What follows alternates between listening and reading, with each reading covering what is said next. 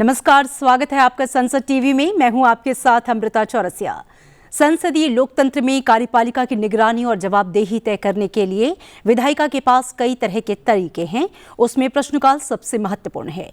संसद के दोनों सदनों में प्रश्नकाल की कार्यवाही के दौरान विभिन्न विषयों से जुड़े सवाल पूछे जाते हैं, जिसका जवाब संबंधित मंत्रालय की ओर से दिया जाता है। राज्यसभा में प्रश्नकाल के दौरान विभिन्न दलों के सांसदों ने मंत्रालय से जुड़े कई विषयों से जुड़े प्रश्न पूछे, जिसका सरकार की ओर से जवाब दिया गया।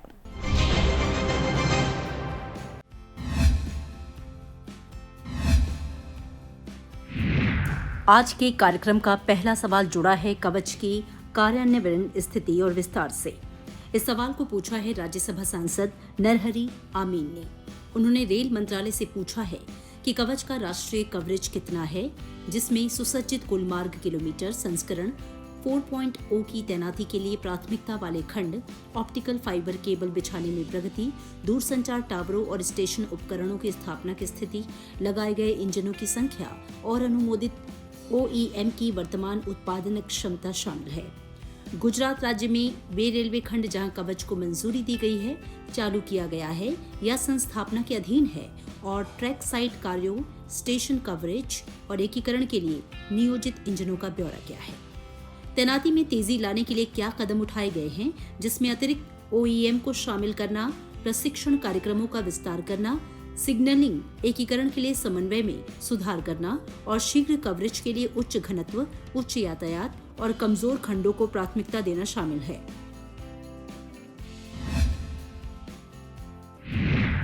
इस सवाल का जवाब दिया रेल मंत्री अश्विनी वैष्णव ने। अपने जवाब में उन्होंने बताया कि कवच एक स्वदेशी विकसित स्वचालित रेलगाड़ी संरक्षा प्रणाली है। कवच अत्यधिक प्रौद्योगिकी प्रधान प्रणाली है, जिसके लिए सर्वोच्च स्तर के संरक्षा प्रमाणन की आवश्यकता होती है।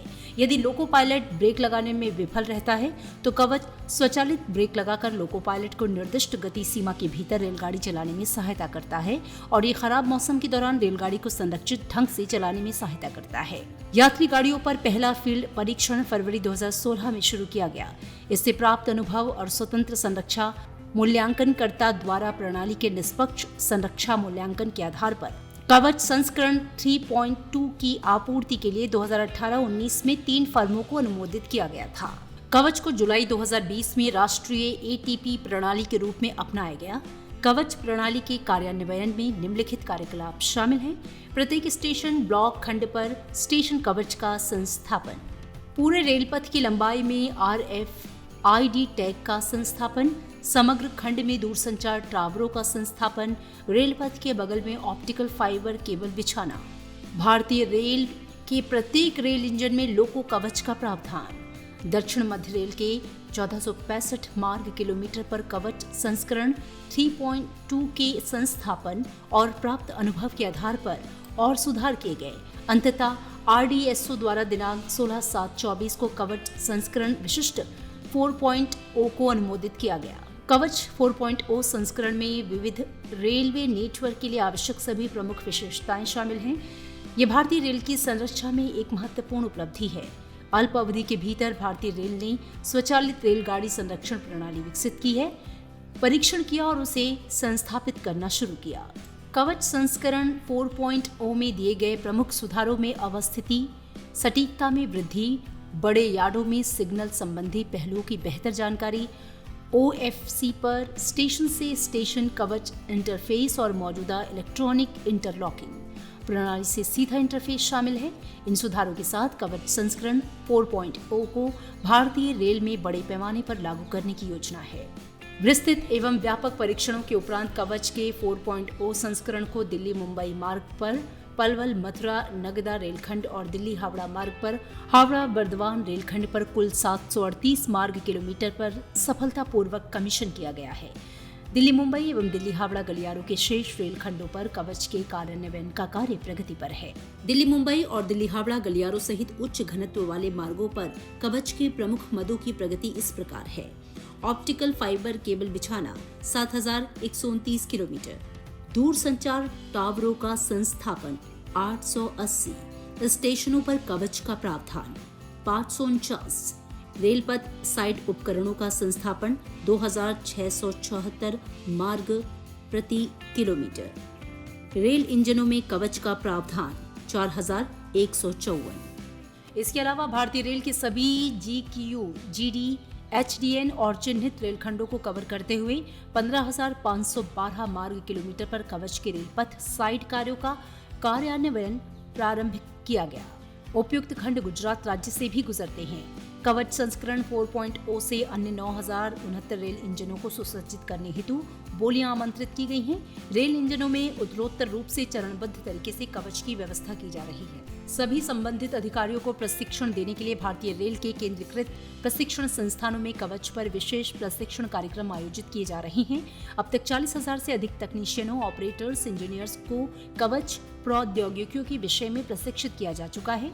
इसमें 30,000 से ज्यादा लोको पायलट एवं सहायक लोको पायलट शामिल हैं। पाठ्यक्रमों की रूपरेखा IRISET के सहयोग से तैयार की गई। कवच के स्टेशन सहित रेलपथ साइड उपस्करों के प्रावधान की लागत लगभग 50 लाख रुपए किलोमीटर है और इंजनों पर कवच के उपस्करों के प्रावधान की लागत लगभग 80 लाख रुपए रेल इंजन है। 16 अक्टूबर 2025 तक कवच प्रणाली से संबंधित कार्यों पर कुल 2,354 करोड़ रुपए व्यय किए गए। वर्ष 2025-26 के दौरान कुल 1,673 करोड़ राशि का आवंटन हुआ है।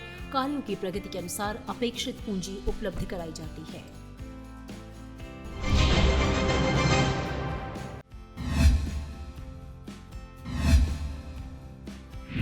आज के कार्यक्रम का अगला सवाल जुड़ा है बुनकरों को प्रदान की जाने वाली सहायता से। इस सवाल को पूछा है राज्यसभा सांसद इमरान प्रतापगढ़ी ने। उन्होंने वस्त्र मंत्रालय से पूछा है कि चालू वित्त वर्ष के दौरान बुनकरों को प्रदान की जाने वाली राज्य सहायता के तहत अब तक कुल कितनी राशि संवितरित की गई, इस मद में कितनी धनराशि लंबित है और इसके संवितरण के लिए क्या समय सीमा निर्धारित की गई है। क्या सरकार को देश के हथकरघा उद्योग पर संयुक्त राज्य अमेरिका की नई टैरिफ नीति के प्रत्यक्ष या अप्रत्यक्ष प्रभाव की जानकारी है। क्या इस नीति के कारण निर्यात, उत्पादन लागत या प्रतिस्पर्धात्मकता पर कोई प्रतिकूल प्रभाव दर्ज किया गया है। इस सवाल का जवाब दिया है वस्त्र मंत्रालय में राज्य मंत्री पवित्र मार्गरेटा ने। अपने जवाब में उन्होंने बताया कि हथकरघा बुनकरों को यार्न की उपलब्धता सुनिश्चित करने हेतु पूरे देश में कच्चा माल आपूर्ति योजना कार्यान्वित की जा रही है। इस योजना के तहत सभी प्रकार के यार्न के लिए माल भाड़े की प्रतिपूर्ति की जाती है और कॉटन हैक, यार्न, घरेलू सिल्क, वुलन, लिनन यार्न एवं प्राकृतिक फाइबर से बने मिश्रित यार्न पर निर्धारित मात्रात्मक सीमा की शर्त के अध्ययन 15% मूल्य राज्य सहायता भी प्रदान की जाती है। वित्तीय वर्ष 2025-26 के दौरान RMSS के लिए कुल बजट अनुमान 190 करोड़ रुपए था, जिसमें से 8/12-25 तक 170 करोड़ रुपए जारी किए जा चुके थे। सरकार ने US टैरिफ के असर को कम करने और निर्यात प्रतिस्पर्धात्मकता को पुनर्जीवित करने के लिए कई बड़े कदम उठाए। प्रमुख इंटरवेंशंस में इनपुट लागतों को नियंत्रित करने के लिए दिसंबर 2025 तक कॉटन आयात पर सीमा शुल्क में पूरी छूट, निर्यात किए गए उत्पादों पर शुल्क और टैक्स में छूट, योजना को मार्च 2026 तक बढ़ाना और बड़े GST सुधार शामिल हैं, जिनमें टैक्स संरचना आसान हुई, फाइबर न्यूट्रलिटी सुनिश्चित हुई और हथकरघा उत्पादों, पोशाकों और लॉजिस्टिक वाहनों पर रेट कम हुए। इन राजकोषीय और टैक्स उपायों का उद्देश्य वस्त्र और हथकरघा क्षेत्र में लागत, क्षमता और घरेलू मांग को बढ़ाना है। इसके अलावा RBI ने तरलता दबाव को कम करने के लिए निर्यात में राहत की घोषणा की है, जैसे एक्सपोर्ट रियलाइजेशन और शिपमेंट अवधि को बढ़ाना, लोन मोरेटोरियम और क्रेडिट अवधि को बढ़ाना। वस्त्र मंत्रालय ने HEPC के माध्यम से अंतर्राष्ट्रीय मिलों में निर्यातक की भागीदारी को सपोर्ट करके बाजार विविधीकरण को भी बढ़ावा दिया है। वैश्विक चुनौतियों के बावजूद हथकरघा निर्यात में सितंबर 2024 में 101 करोड़ रुपए से सितंबर 2025 में 110 करोड़ रुपए तक की बढ़ोतरी दर्ज की गई, जो स्थिर परफॉर्मेंस और लचीलेपन का संकेत है।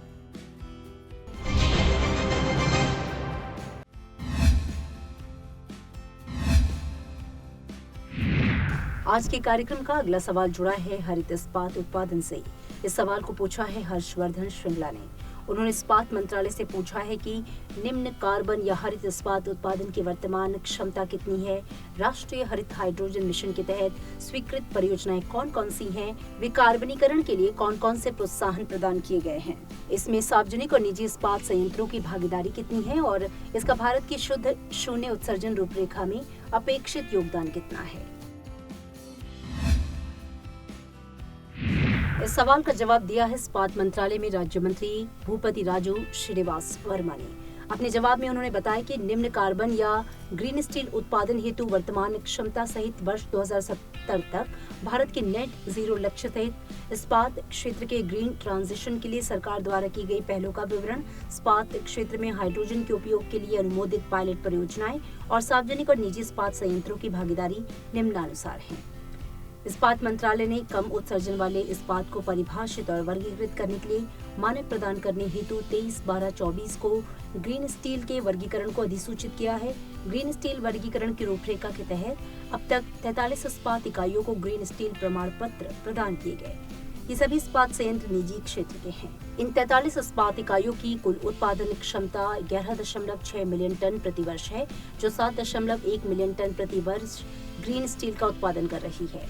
नवीन और नवीकरणीय ऊर्जा मंत्रालय द्वारा शुरू किए गए राष्ट्रीय हरित हाइड्रोजन मिशन के तहत इस्पात क्षेत्र में हाइड्रोजन के उपयोग के लिए पायलट परियोजनाओं के कार्यान्वयन हेतु इस्पात मंत्रालय को वित्त वर्ष 2029-30 तक 455 करोड़ रुपए आवंटित किए गए। राष्ट्रीय हरित हाइड्रोजन मिशन के तहत इस्पात क्षेत्र में हाइड्रोजन के उपयोग के लिए एक केंद्रीय सार्वजनिक क्षेत्र के उद्यम और 3 निजी इस्पात संयंत्रों सहित 4 इस्पात संयंत्रों को 4 पायलट परियोजनाएं प्रदान की गई। इस्पात मंत्रालय ने इस उद्देश्य के लिए मंत्रालय द्वारा गठित 14 कार्य बलों की सिफारिशों के अनुरूप grinning the steel sector in India road map और एक्शन प्लान शीर्षक से एक रिपोर्ट जारी की है, जो वर्ष 2070 तक शुद्ध शून्य लक्ष्य की ओर ग्रीन स्टील और संधारणीयता के लिए भविष्य का रोड मैप प्रदान करती है। वहीं लोकसभा में भी सदस्यों ने तमाम मंत्रालयों से जुड़े हुए प्रश्न पूछे, जिसका संबंधित मंत्रालय की ओर से जवाब दिया गया।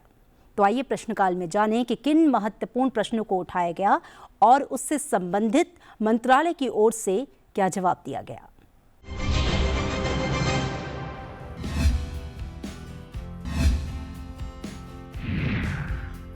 आज के कार्यक्रम का अगला सवाल जुड़ा है वैश्विक जलवायु कूटनीति मंचों में भारत से। इस सवाल को पूछा है लोकसभा सांसद यदुवीर वाडियार ने। उन्होंने विदेश मंत्रालय से पूछा है कि वैश्विक जलवायु कूटनीतिक मंचों में भारत के नेतृत्व वाली हालिया पहलों के ब्यौरे सहित 2070 तक नेट जीरो लक्ष्य प्राप्त करने हेतु अंतर्राष्ट्रीय नवीकरणीय ऊर्जा भागीदारी के आरंभ में संबंधित आंकड़े क्या हैं? सतत विकास लक्ष्यों और जलवायु अनुकूलन के संबंध में ग्लोबल साउथ के साथ सहयोग सुदृढ़ करने हेतु उठाए गए कदमों का ब्यौरा क्या है? इस सवाल का जवाब दिया विदेश मंत्रालय में राज्य मंत्री कीर्ति वर्धन सिंह ने। अपने जवाब में उन्होंने बताया कि जलवायु परिवर्तन एक वैश्विक सामूहिक कार्रवाई समस्या है और इसके समाधान हेतु अंतर्राष्ट्रीय सहयोग की आवश्यकता है। भारत जलवायु परिवर्तन पर संयुक्त राष्ट्र फ्रेमवर्क कन्वेंशन और पेरिस समझौते का एक पक्षकार है। जलवायु परिवर्तन पर भारत की कार्रवाई में UNFCCC के सिद्धांतों, विशेष रूप से राष्ट्रीय परिस्थितियों के आलोक में इक्विटी और सामान्य परंतु विभेदित जिम्मेदारियों और संबंधित क्षमताओं के सिद्धांत को ध्यान में रखा जाता है। भारत वैश्विक जलवायु परिवर्तन में सबसे आगे रहा है। जलवायु परिवर्तन से निपटने के लिए विभिन्न अंतर्राष्ट्रीय पहलों में सक्रिय रूप से भाग लेता रहा है और इसका नेतृत्व कर रहा है, जिसमें अन्य बातों के साथ साथ वैश्विक जैव ईंधन गठबंधन, अंतर्राष्ट्रीय सौर गठबंधन, एक सूर्य एक विश्व एक ग्रिड आपदा अनुकूलन अवसंरचना के लिए गठबंधन, द्वीप राज्यों के लिए अनुकूल अवसंरचना, उद्योग संबंधी परिवर्तन हेतु नेतृत्व समूह, हरित ऋण पहल, मिशन नवाचार और मिशन लाइफ शामिल है।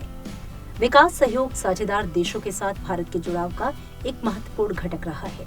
भारत सरकार ने ग्लोबल साउथ के साथ अपने जुड़ाव के हिस्से के रूप में कई विकास परियोजनाएं शुरू की, जिनमें अन्य बातों के साथ साथ सतत विकास लक्ष्यों एवं जलवायु अनुकूलता पर ध्यान केंद्रित किया है। विकास संबंधी सहायता मुख्य रूप से लाइन्स ऑफ क्रेडिट, रियायती वित्त योजना और सहायता अनुदान परियोजनाओं पर दी जाती है। भारत UNFCCC में जलवायु वार्ताओं में रचनात्मक भूमिका निभा रहा है और विकसित देश वालों से विकासशील देश वाले पक्षकारों तक जलवायु वित्त और प्रौद्योगिकी को जुटाने का समर्थन कर रहा है। भारत ने लगातार नए अतिरिक्त और रियायती जलवायु वित्त को आवश्यक पैमाने पर बढ़ाने की मांग की है। साथ ही इस बात पर बल दिया है कि जलवायु प्रौद्योगिकियों को सुलभ, किफायती और प्रतिबंधात्मक बौद्धिक संपदा बाधाओं से मुक्त होना चाहिए।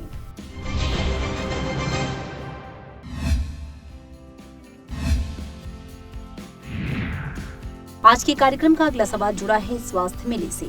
इस सवाल को पूछा है लोकसभा सांसद हरिभाई पटेल ने। उन्होंने स्वास्थ्य एवं परिवार कल्याण मंत्री से पूछा है, क्या सरकार देश में बीमारियों एवं संक्रमणों के बारे में जन जागरूकता बढ़ाने के लिए राज्य सरकारों के सहयोग से स्वास्थ्य मेलों का आयोजन करती है? यदि हाँ, तो ब्यौरा क्या है? क्या सरकार ने इसी उद्देश्य से हाल में देश में स्वास्थ्य मेलों का आयोजन किया है और ऐसे और मेलों का आयोजन करने जा रही है? यदि हाँ, तो उसका ब्यौरा क्या है? इस सवाल का जवाब दिया स्वास्थ्य एवं परिवार कल्याण मंत्रालय में राज्य मंत्री प्रताप राव जाधव ने। अपने जवाब में उन्होंने बताया कि नेशनल हेल्थ मिशन के तहत राज्यों, संघ राज्य क्षेत्रों को उनकी स्वास्थ्य परिचर्या प्रणाली को सुदृढ़ करने के लिए सहायता दी जाती है, जिसमें कार्यक्रम कार्यान्वयन योजना में उनके प्रस्ताव के आधार पर संसदीय क्षेत्रों में सामुदायिक भागीदारी और जन जागरूकता को प्रोत्साहित करने के लिए स्वास्थ्य मेलों के आयोजन के लिए सहायता शामिल है। NHM के तहत राज्यों, संघ राज्य क्षेत्रों को यथा अनुमोदित स्वास्थ्य मेलों सहित अनुमोदित कार्यकलापों के लिए एक मुश्त राशि जारी की जाती है। सितंबर 2023 से राज्यों, संघ राज्य क्षेत्रों द्वारा आयुष्मान भव अभियान के तहत आयुष्मान आरोग्य मंदिर और सामुदायिक स्वास्थ्य केंद्रों में साप्ताहिक आयुष्मान मेलों का आयोजन किया जा रहा है, जिसका उद्देश्य स्वास्थ्य सेवाएं प्रदान करना है। इस संवेग को आगे बढ़ाने के लिए वित्त वर्ष 2024-25 से इन मेलों को मासिक निर्धारित दिवस की संपर्क सेवाओं अर्थात आयुष्मान आरोग्य शिविर के जरिए संस्थागत रूप दिया गया है।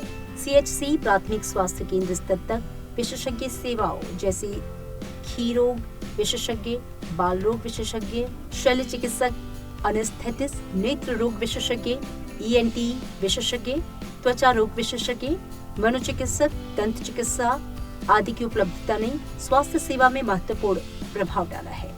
आहार में विविधता और पोषण, व्यक्तिगत स्वच्छता जिसमें मासिक धर्म स्वच्छता भी शामिल है, इस प्रकार के आरोग्य कार्यकलापों पर ध्यान दिया गया है। राज्यों, संघ राज्य क्षेत्रों द्वारा AAM पोर्टल पर दी गई जानकारी के अनुसार 1 अप्रैल 2024 से 30 नवंबर 2025 तक AAM में 28.69 लाख से ज्यादा स्वास्थ्य मेलों का आयोजन किया गया, जिसमें कुल 15.71 करोड़ लोग शामिल हुए। इसके अतिरिक्त आयुष्मान शिविर पोर्टल के अनुसार 1 अप्रैल 2024 से 30 नवंबर 2025 तक 43,345 CHC शिविर आयोजित किए गए, जिनमें कुल 1.78 करोड़ लोग शामिल हुए।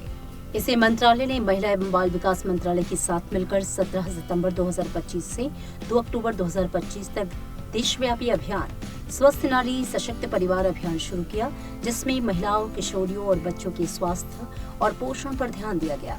इसका उद्देश्य NCD का शीघ्र पता करना, अनिवार्य स्वास्थ्य सेवाओं तक पहुंच बढ़ाना और परिवारों को एक सुदृढ़ और स्वस्थ भारत के लिए स्वस्थ जीवन शैली अपनाने हेतु सशक्त बनाना है। देश भर के सभी AAM, CHC और जिला अस्पतालों में मेडिकल कॉलेजों, केंद्र सरकार के संस्थानों और प्राइवेट संगठनों की सक्रिय भागीदारी से स्क्रीनिंग और विशेषज्ञ कैंप लगाए गए। इस अभियान के दौरान 19 लाख से ज्यादा स्वास्थ्य कैंप लगाए गए, जिसमें देश भर से लगभग 11 करोड़ नागरिकों ने हिस्सा लिया।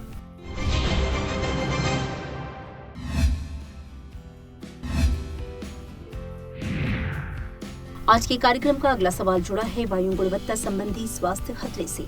इस सवाल को पूछा है लोकसभा सांसद ज्योत्सना चरणदास महंत ने। उन्होंने स्वास्थ्य एवं परिवार कल्याण मंत्रालय से पूछा है, क्या सरकार ने कोयला खनन वाले जिलों में निवासियों एवं खनन श्रमिकों में श्वसन रोगों, त्वचा रोगों एवं व्यावसायिक फेफड़ों विकारों जैसे निमोनोकोनियोसिस की बढ़ती घटनाओं का संज्ञान लिया है, विशेष रूप से छत्तीसगढ़ के कोरबा में, जहां वायु गुणवत्ता स्तर अक्सर खतरनाक सीमा को पार कर चुका है, जैसा कि हाल के राष्ट्रीय प्रदूषण संबंधी बुलेटिन में उल्लिखित है। यदि हाँ, तो ब्यौरा क्या है? क्या सरकार ने गत 2 वर्षों के दौरान, विशेष रूप से हाल के केंद्रीय प्रदूषण नियंत्रण बोर्ड की चेतावनी के पश्चात, कोयला पट्टी क्षेत्रों में कोई अद्यतन महामारी विज्ञान या पर्यावरणीय स्वास्थ्य आकलन किया है? यदि हाँ, तो उसका ब्यौरा क्या है? राष्ट्रीय स्वास्थ्य मिशन के तहत कोरबा में जिला स्तर की सार्वजनिक स्वास्थ्य अवसंरचना को सुदृढ़ करने हेतु सरकार द्वारा उठाए जा रहे कदमों का ब्यौरा क्या है? इस सवाल का जवाब दिया स्वास्थ्य एवं परिवार कल्याण मंत्रालय में राज्य मंत्री प्रताप राव जाधव ने। अपने जवाब में उन्होंने बताया कि वायु प्रदूषण श्वसन संबंधी विकार को और उनसे जुड़े रोगों को प्रभावित करने वाले कारकों में से एक है।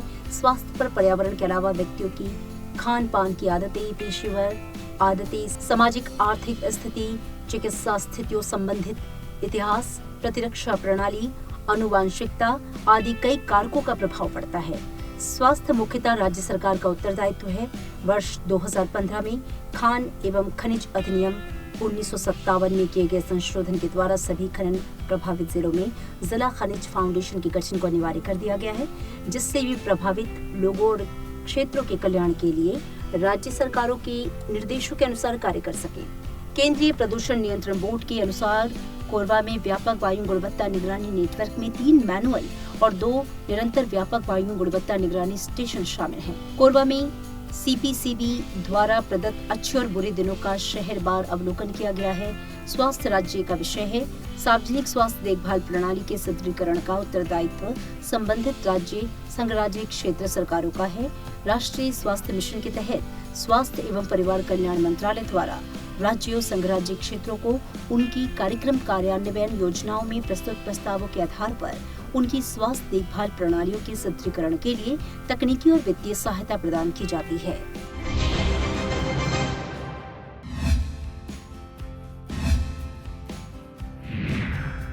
आज के कार्यक्रम का अगला सवाल जुड़ा है उत्तर पूर्वी क्षेत्र में बार काउंसिल की स्थापना से। इस सवाल को पूछा है लोकसभा सांसद डॉक्टर इंदिरा हांगसुबा ने।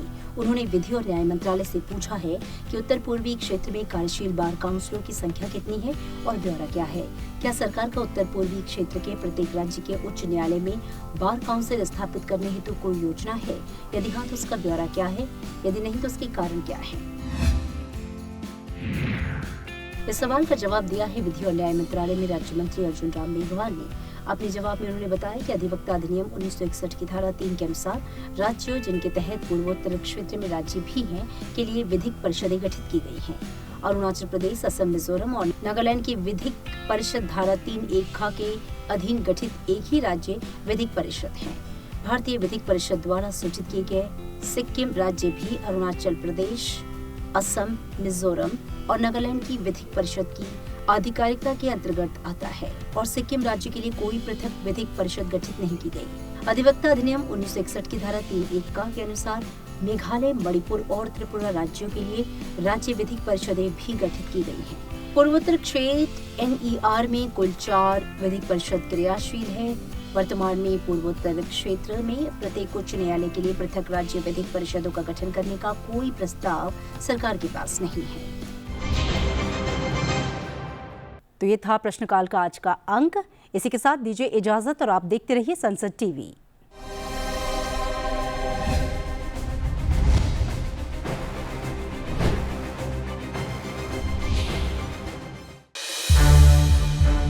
संसद टीवी के और भी प्रोग्राम्स देखने के लिए सब्सक्राइब करें हमारा YouTube चैनल और हाँ, इन्हें लाइक और शेयर करना ना भूलें।